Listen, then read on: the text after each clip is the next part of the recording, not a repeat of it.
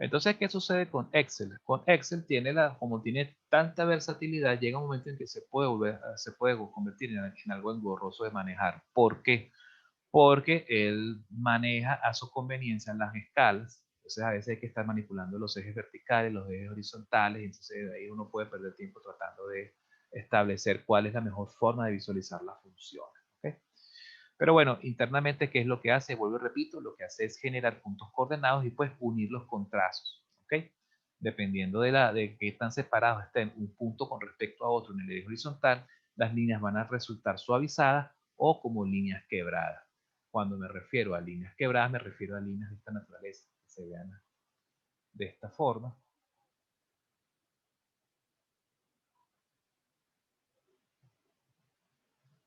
Esto es un ejemplo de línea quebrada.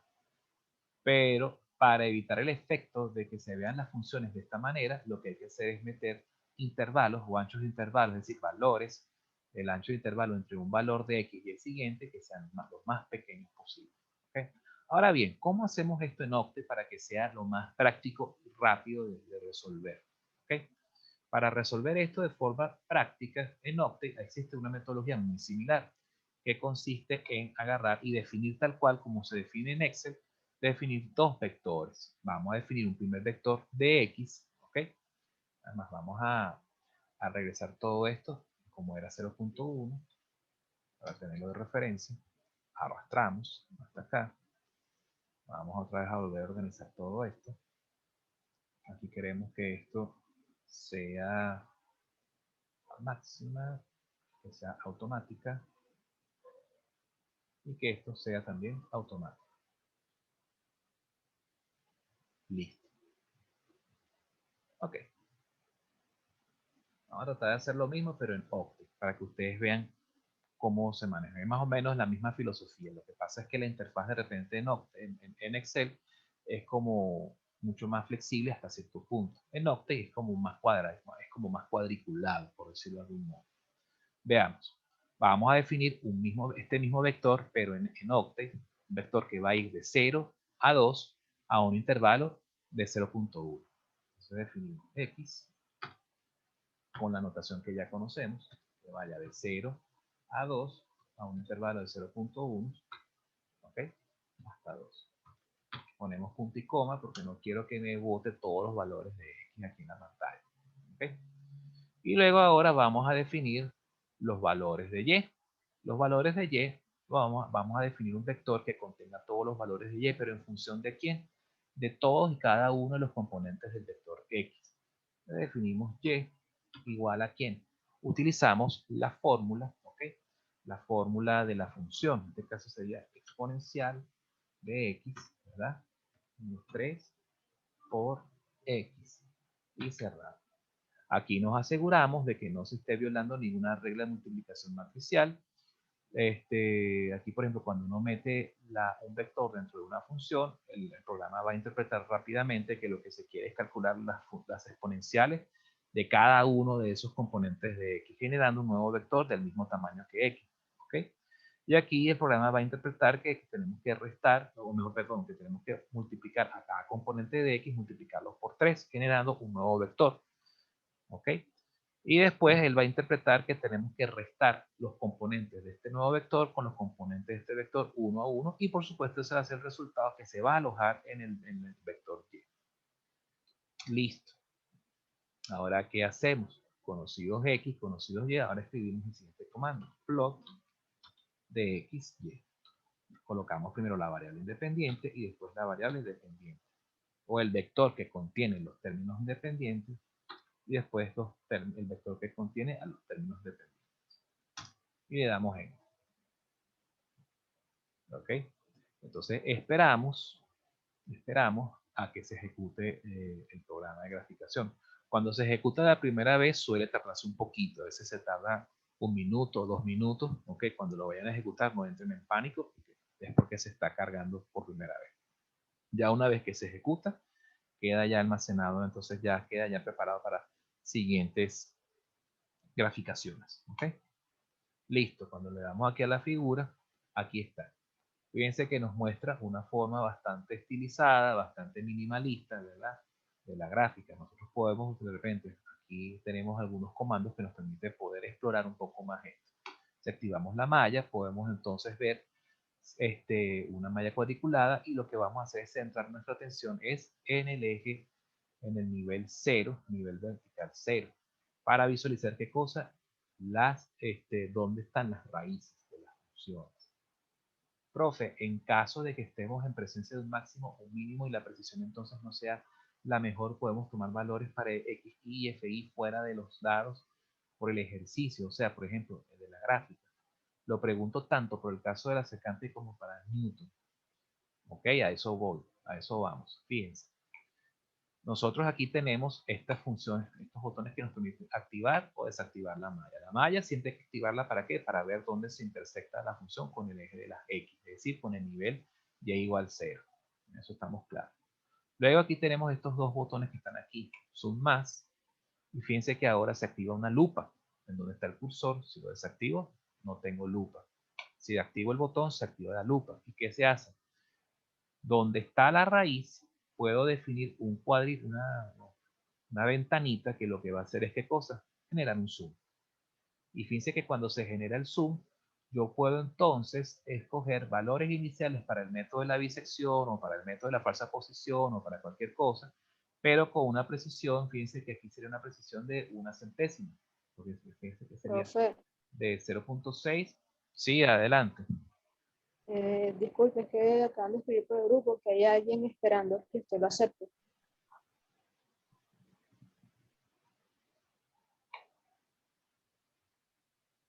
Listo.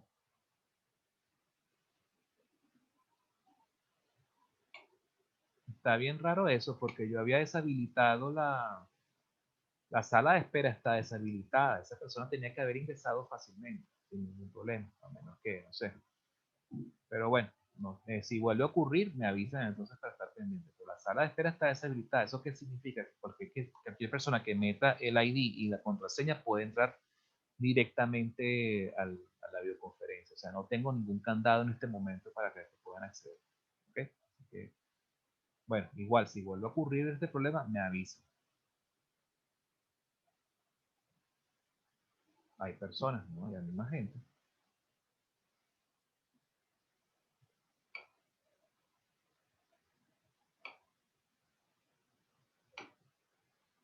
Ok, ya están todos aquí.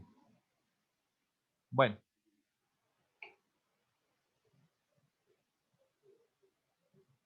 ok. Bueno, continuamos.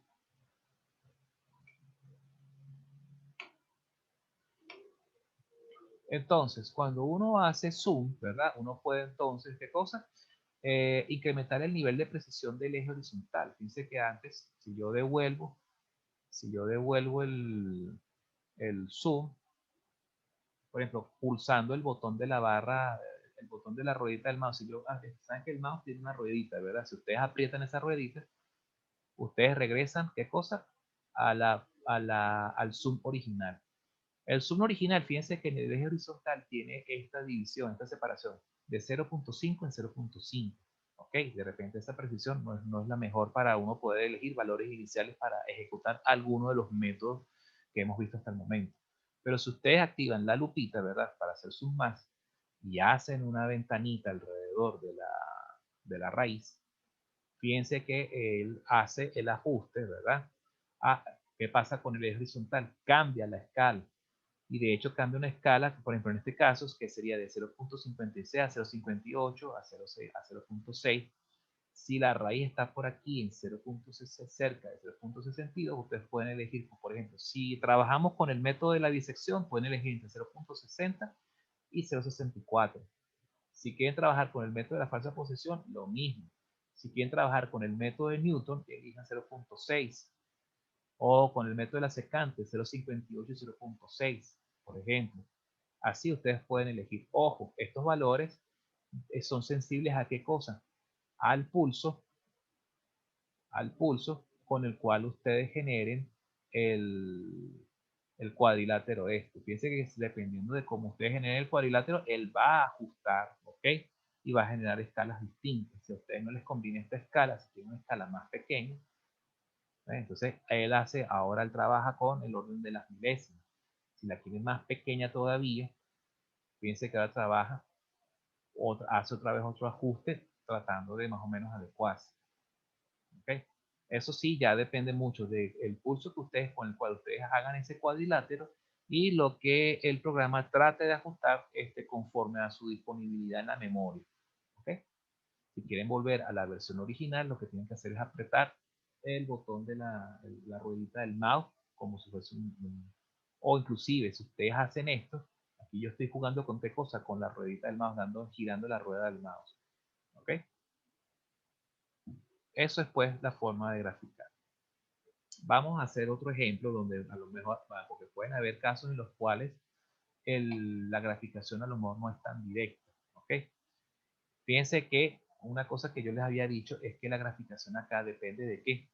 Depende de que no se esté violando ninguna regla de multiplicación matricial. Vamos a ver un ejemplo donde sí puede ocurrir ese problema y cómo se resolvería. ¿Okay?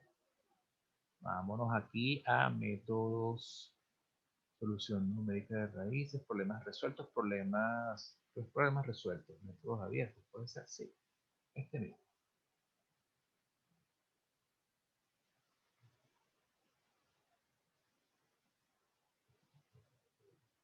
Vamos a graficar esta función.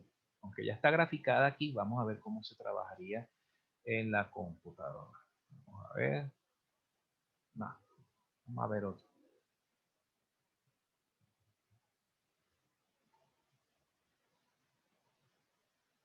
Vamos a graficar esto. Seno de x más coseno de 1 más x al cuadrado menos 1. ¿Okay? ¿Cómo se graficaría esta función? Bueno, primero vamos a seguir las instrucciones. Dicen que la grafiquemos entre 0 y 3. ¿Ok? No nos dicen el intervalo, pero podemos asumir que puede ser 0.1. ¿Okay? Vamos, eso siempre es lo conveniente, aunque algunos enunciados no lo dicen, pueden asumir, si no lo dicen, asuman que es 0.1. Yo voy a procurar que en los enunciados del examen parcial se indique el intervalo de graficación en X, el intervalo en X para graficar, que debe ser 0.1 siempre. Bueno, vamos a limpiar todo esto.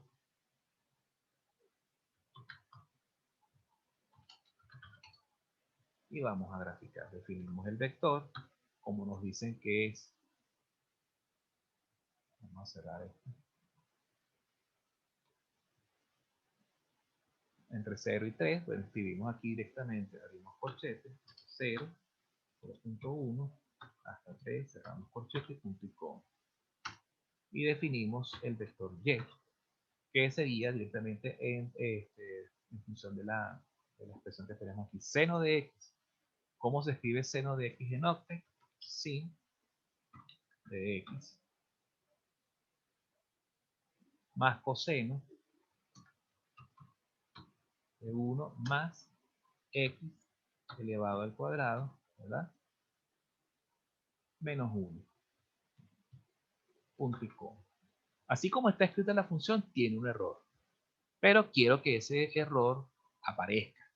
Quiero que el error se muestre para que ustedes detecten ese mensaje de error cuando ustedes vayan a escribir sus propias funciones y si les sale algo malo, sepan cómo resolverlo.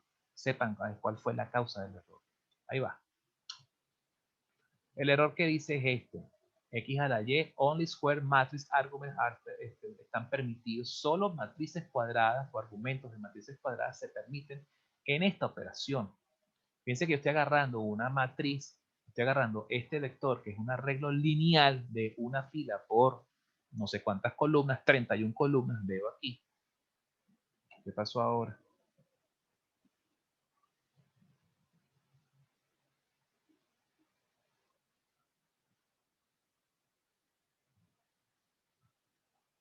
¿Qué sucede?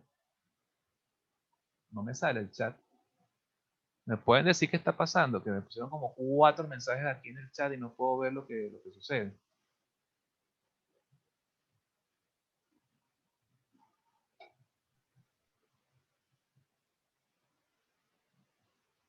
Ah, ok, perfecto, gracias. Sí, es que me estresé con el Zoom porque no me mostraba Entonces, ¿qué sucede aquí? No me estaba mostrando el chat, por eso no sabía. Entonces, fíjense, ¿qué sucede? ¿Por qué ocurre este error? Bueno, simplemente porque estamos tratando de elevar al cuadrado un vector que tiene una fila por 31 columnas. Y eso en reglas de multiplicación matricial, eso está prohibido. La única forma en que uno pueda elevar al cuadrado una matriz es que la matriz sea cuadrada, porque eso es equivalente a hacer la multiplicación matricial. ¿Ok? Entonces, ¿cómo uno hace para resolver ello? Tal cual como escribieron en el chat. Uno tiene que agarrar y anteponer un puntito. ¿Ok? Se coloca el puntico y con eso ya no se genera ese problema. Entonces tienen X y Y, ya está creado. Ya se creó el vector. Ahora lo que hay que hacer es simplemente escribir plot de X, Y y listo. Y aquí tenemos entonces la función. Fíjense que aquí, dependiendo de qué tan fuerte o qué tan acentuada sea la curva, ¿verdad? En algunos máximos o mínimos, la curva se va a ver de qué manera se ve quebrada. ¿Cómo uno corrige el tema de las curvas quebradas? Utilizando un ancho de intervalo más pequeño. Mientras más pequeño sea el ancho de intervalo, menos, más suavizada se va a ver la curva en sus máximos y mínimos. Fíjense que aquí en este caso, aquí el máximo no es tan, la curva es un poco más abierta y por supuesto no se nota tanto ese efecto de curva quebrada. ¿Okay? Fíjense que aquí sí se ve feísimo. ¿Okay? Pero eso es justamente por la, ¿cómo se llama? Por cómo está definido la función. Podemos resolverlo. Vamos a agarrar y vamos a definir un nuevo par de vectores. Vamos a limpiar X y Y. Limpiamos el espacio de trabajo. Y bueno, definimos ahora esto mismo, pero con un ancho de intervalo más pequeño. Agarramos esta nueva versión y ploteamos.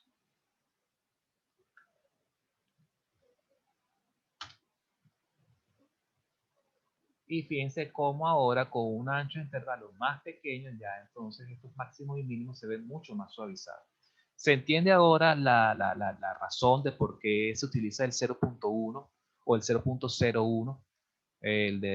Pues, cuál es la importancia. La importancia está más que todo en poder suavizar aquellas curvas, okay, aquellos tramos de la función donde la curva es muy abierta o muy cerrada. Cuando la curva es muy cerrada, se puede ver como muy quebrado. Entonces, si uno utiliza anchos de intervalos más pequeños, se ve más suavizado. Es más que todo para una finalidad estética. ¿Okay? Para fines prácticos, pueden trabajar igual perfectamente con 0.1 o 0.01, donde puede de repente notarse mejor si de repente la curva si la curva es muy cerrada y ahí hay presencia de una raíz, entonces a lo mejor se hace falta trabajar con un 0.01. Todo eso depende. Hay algo que me está pasando aquí con el Zoom que no me deja verla, tengo que salirme de la... Sí, es como una forma de mejorar la curva. Ah, de Miguel, ¿cómo mejoro la curva? No entiendo la pregunta, Miguel. O sea, la pregunta es cómo mejorar la curva. Es justamente con o cómo suavizar la curva, justamente especificando un ancho de intervalo de graficación más estrecho, más pequeño. Eso es lo que se refiere a eso. ¿Ok? Bien. Entonces, aplicamos malla. Supongamos que queremos aplicar el método de la falsa posición o por ejemplo el método de la... Aquí en este caso, esto es un problema donde tenemos que aplicar qué cosa, el método de la falsa posición. Aquí hay que tener cuidado. Falsa posición, o perdón, falsa posición no, el método de la secante o el método de Newton, ¿cierto? Este es el típico problema donde nosotros nos van a colocar aquí que tengamos que graficar y después decidir si de repente nos piden, queremos hallar la segunda raíz positiva, ¿ok? ¿Por dónde trabajo? Porque fíjense que tanto a la izquierda como a la derecha hay presencias de máximos o mínimos. Y por supuesto tenemos el riesgo de que se genere una división entre cero o que las rectas tangentes o secantes queden atrapadas alrededor de un máximo o mínimo. ¿Qué es lo que se suele hacer en estos casos? Bueno, simplemente, ¿dónde está situado este máximo? Este máximo está más cerca de la raíz que este mínimo. Entonces lo que se suele elegir es trabajar del lado donde el mínimo o el máximo esté más lejos, lo más lejos posible de la raíz. Y se escogen simplemente el par de valores o el valor inicial, si es secante o newton, que esté más cerca de esta raíz. Entonces aquí utilizamos nuevamente la lupita. Nos vamos a acercar es por la izquierda. ¿Pero por qué por la izquierda? Porque este está más lejos de la raíz que este. ¿Okay? Entonces, ¿dónde está aquí el nivel 0? Por acá. O sea, hacemos aquí la lupa. Y bueno, fíjense que de repente aquí el nivel 0 es este. Vamos a otra vez aplicar la lupa. Nos regresamos. Vamos a volver a aplicar la lupa nuevamente por acá. Y fíjense que aquí en este caso tenemos varias opciones. Si el 0 está por aquí, podemos ir bajando, bajando. Nos regresamos. Y entonces aquí en este caso podemos elegir aquí. Fíjense que hay que tantear varias veces hasta que por fin lleguemos a un intervalo donde sí podamos intersectar verticalmente y decir, bueno, si trabajo con Newton, vamos a elegir entonces los valores, el valor 2.54.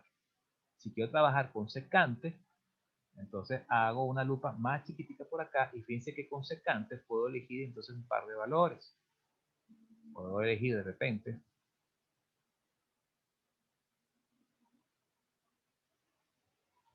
aquí lo que hay que hacer es trabajar de repente por acá.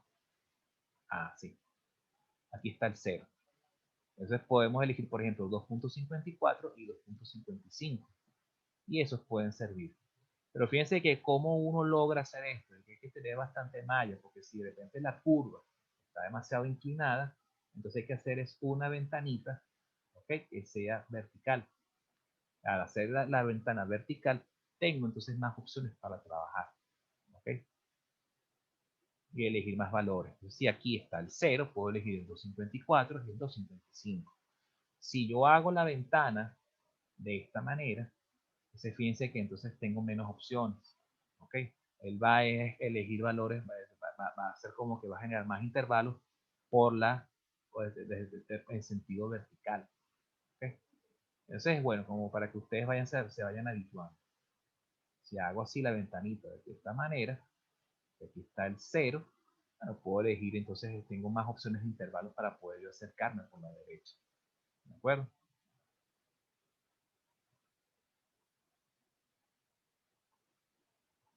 Exactamente. Bien, entonces con esto ya estaría claro ya lo que es la graficación. Vamos a hacer un último ejemplo.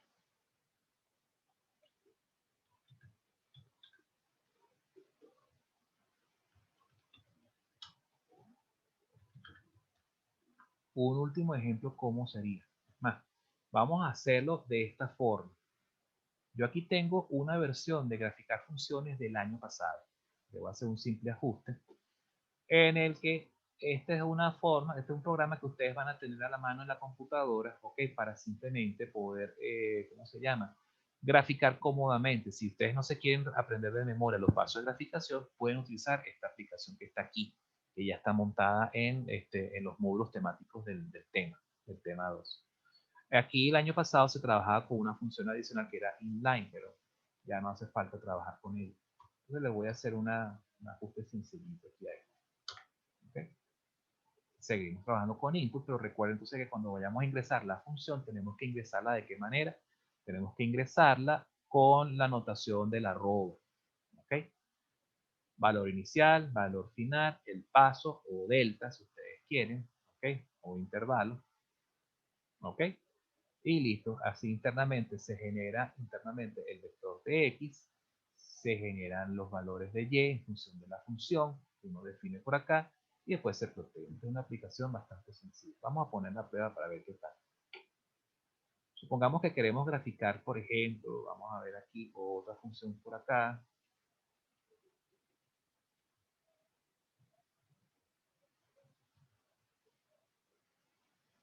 Esta función es muy larga.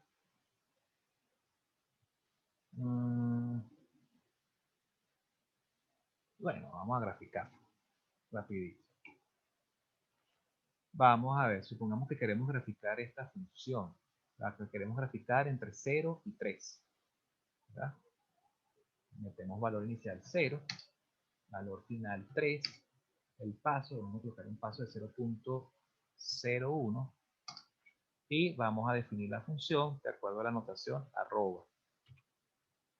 Pero como vamos a trabajar con vectores, hay que estar pendiente de qué cosa, de colocarle puntos a las potencias. ¿Ok? Aquí tenemos una potencia, otra potencia, ¿verdad? Aquí no hace falta colocar puntos, pero aquí sí. Entonces voy a redondear estos coeficientes con una cifra decimal. 3, menos 3.7. Menos 3.7 por x punto potencia al cubo. ¿Ok? Más 16.2 más 16.2 por x punto potencia al cuadrado. Menos 21. Menos 22. Menos 22 por x más 9.4. 9.4. Empezamos. Y fíjense que entonces el programa genera el polinomio automáticamente. Aquí, por supuesto, aquí tenemos dos raíces que están aquí bien escondidas. Lo que hay que hacer es que están como que casi solapadas con el eje X, pero eso es porque ese es el ajuste que hace del zoom. Podemos hacer esto, sencillamente. ¿Okay? Fíjense que el nivel 0 está por aquí. Aquí estarían las raíces, ¿verdad? Si hacemos más bien la ventanita con sentido vertical, entonces fíjense que tenemos otra forma de jugar con otro conjunto de intervalos. ¿Okay? Hacemos esto así, o lo hacemos así. Así de repente con el sentido horizontal de la ventanita, haciendo la ventanita alargada, estirada horizontalmente, podemos ver mejor los intervalos que hay acá. Entonces esos son truquitos para que ustedes sepan cómo trabajar acá. Vamos a ver acá. Aquí está el 0. Si más bien pongo la ventanita de tal manera que la raíz quede en una esquina, ¿ok? Fíjense que entonces aquí yo puedo elegir valores. Este valor y este valor, si quiero trabajar, por ejemplo, con 2.25 y 2.3, si quiero trabajar con la secante acercándome por la derecha. ¿Okay? Entonces, bueno, estos polinomios de grado 3 tienen la particularidad de que cuando tienen máximos o mínimos, ¿ok? Entonces hay que ver, siempre es bueno acercarse por la izquierda o por la derecha, siempre alejándose de qué cosa, de la presencia de estos máximos o mínimos. Si les piden allá la primera raíz, wow, tienen que trabajar directamente cogiendo valores por la izquierda. Si les piden la tercera raíz, se acercan por la derecha. El problema está en si les piden la raíz del medio. La raíz del medio, concha, ahí sí no convendría trabajar ni con secante ni con Newton, ¿ok? Por el riesgo alto que hay, porque están muy pegados a la presencia de este punto mínimo que está aquí, e inclusive este máximo que está por acá. Hay altas posibilidades de que se generen divisiones entre cero, bien sea con Newton o con secante. Aquí, ¿qué sería lo conveniente? Trabajar con bisección, a juro, con el método de la fuerza bruta, que es el de bisección, para evitar tener divisiones entre cero. ¿Okay? Ese sería el consejo que les daría aquí en este caso. ¿Okay? Bueno, fíjense que si trabajamos con este programa, de repente puede ser más práctico para ustedes. En vez de estar ustedes construyendo el vector, el programa, ustedes lo que tienen que hacer es dar valor inicial, valor final, el paso o delta, ¿verdad? O intervalo, o ancho de intervalo, la función anónima, pero siempre cuidando de que si la función va a implicar forzar reglas de multiplicaciones, divisiones o potencias de matrices, entonces tiene que anteponerle el punto. ¿Ok? Eso es fundamental para que ustedes puedan trabajar. ¿Ok? Entonces, ustedes como ustedes prefieren, pueden trabajar o con el programa de graficación de funciones que está montado que es este mismo algoritmo que tienen acá, o ustedes pueden construir sus propios pasos en la ventana de comando como hicimos al principio, cualquiera de las dos formas. Lo cierto es que si comparamos Octave con Excel, ¿ok? Excel de repente, como tiene muchas más cositas, más periquitos, más cosas que ustedes pueden hacer, de repente en algún momento se puede hacer como fastidioso o engorroso de trabajar. Octet es como más directo, es más minimalista, ¿ok? ¿Cómo quiero que ustedes trabajen en el parcial? Con Octet.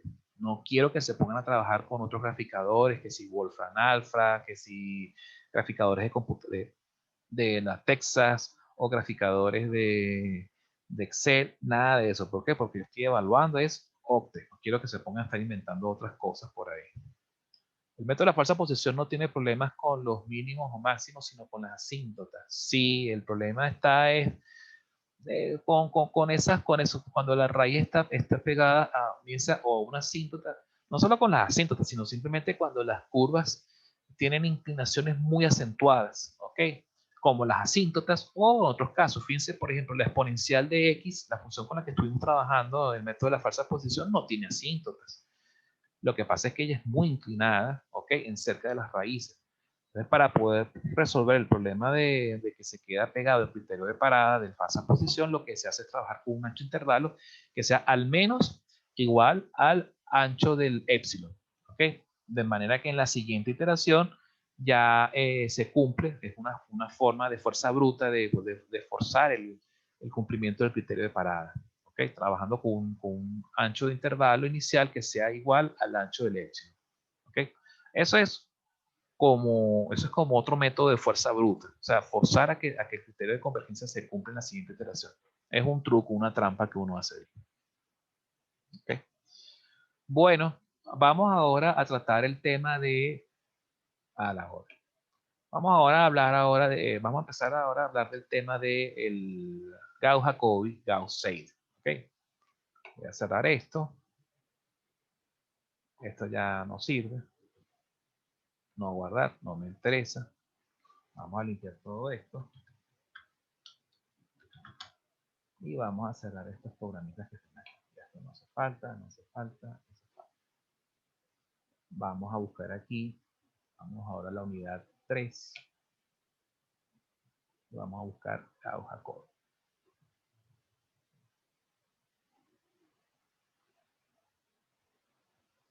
Ok. Fíjense algo.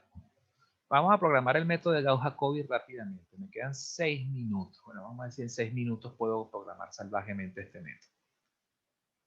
Vamos a crear aquí, ya está. Vamos a salvar esto como crear un nuevo fichero. Vamos a llamarle Gauss-Jacobi.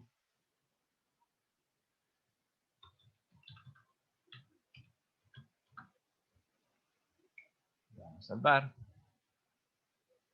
Y entonces vamos a seguir aquí las instrucciones. Tenemos que ingresar los componentes de la matriz de coeficientes, los componentes del vector de términos independientes y los componentes de la solución del vector o aproximación inicial. Y después tenemos que incorporar un épsilon. Bien, bueno, vamos a hacerlo. A input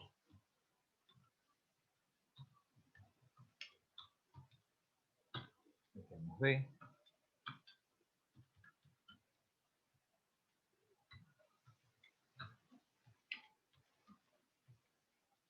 X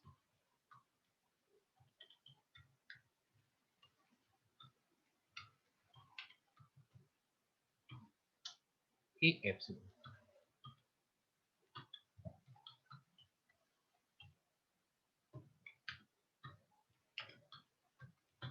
Listo. Ok. ¿Cómo los vamos a, cómo se ingresan la matriz A?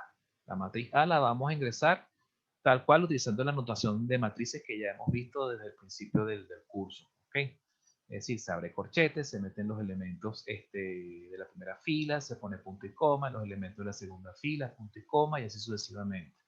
El vector B hay que estar claros de que es un arreglo vertical, tiene que ser vertical para que entonces se cumplan las propiedades de multiplicación matricial que tienen implícitas en el método. Entonces hay que colocar cada uno de los componentes del vector B entre corchetes y separados por puntos y comas, porque va a ser una columna única. ¿Ok? El vector X también es un vector vertical, es un arreglo vertical. ¿Ok? Entonces al principio va a tener solo una columna, pero después va a pasar una cosa bien simpática. ¿Qué es lo que va a suceder? Que, vamos a ver si lo tengo por acá. Ah, no, lo tengo es en otra lámina. Vamos a buscarlo rápidamente. Forma computacional de Gauss-Jacobi. Aquí está. Tenemos este algoritmo. Más voy a cerrar este porque este está mejor explicado. Vamos ahora, ¿ok?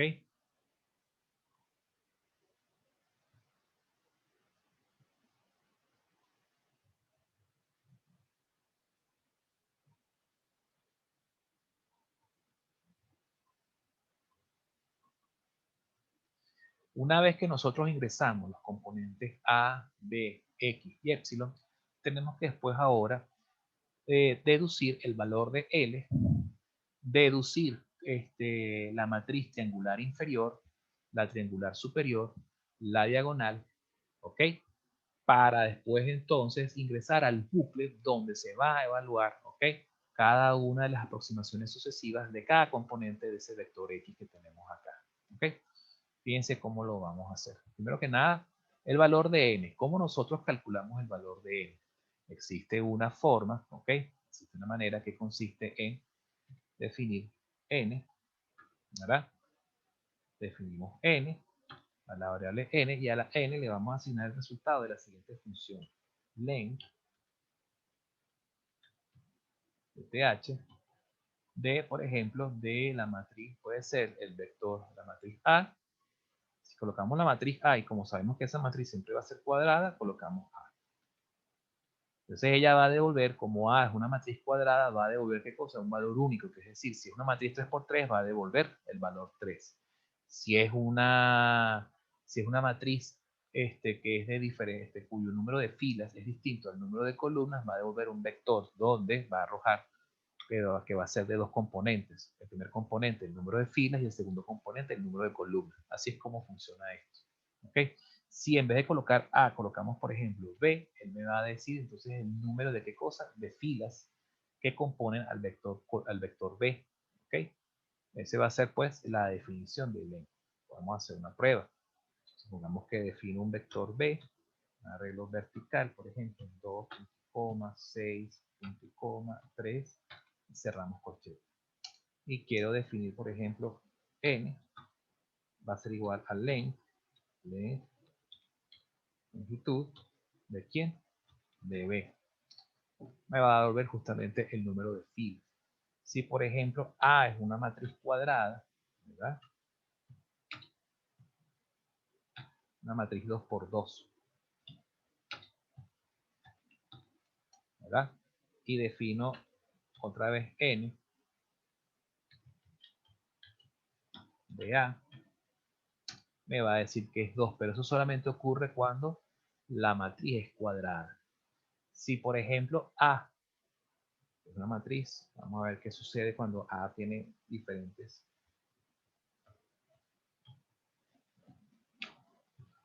Aquí en este caso es una matriz que tiene 3 filas y 2 columnas.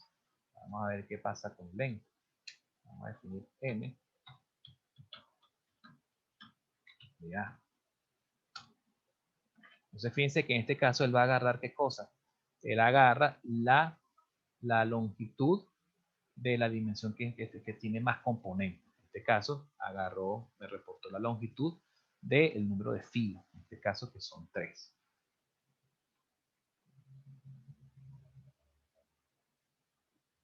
Ajá, sí, tiene relación con eso.